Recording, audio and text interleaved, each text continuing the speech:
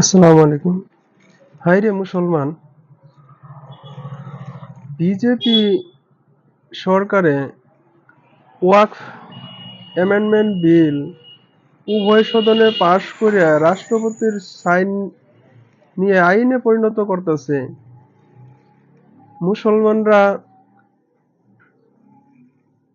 Supreme কোর্টে challenge করতেছে।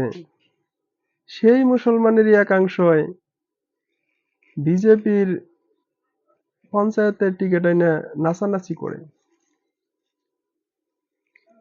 ওয়াকফ সংশোধনী বিলটা কি আপনারা জানেন?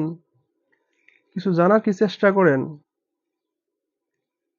মোটেও করেন না। যদি করতেন তাহলে বিজেপির ছবি আনতেন না। একটা কথা মনে রাখেন, এটাতে যদি মুসলমান সুপ্রিম কোর্টে চ্যালেঞ্জে হারে,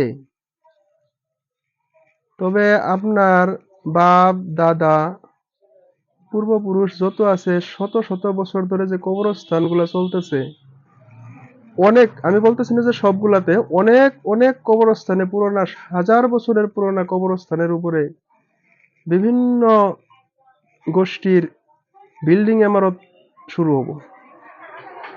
তাই আরেকবার ভাবুন, পঞ্চায়েত নির্বাচনে একটা ভোট মুসলমান অঞ্চল থেকে একটা ক্যান্ডিডেট জিতা মানে হয়তো সুপ্রিম কোর্টে ওটা নজর রাখতেও পারে।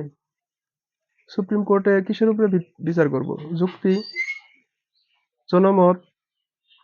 জনমত তো তারা পাইছেই, উভয় সদনে যেহেতু পাশ হয়েছে।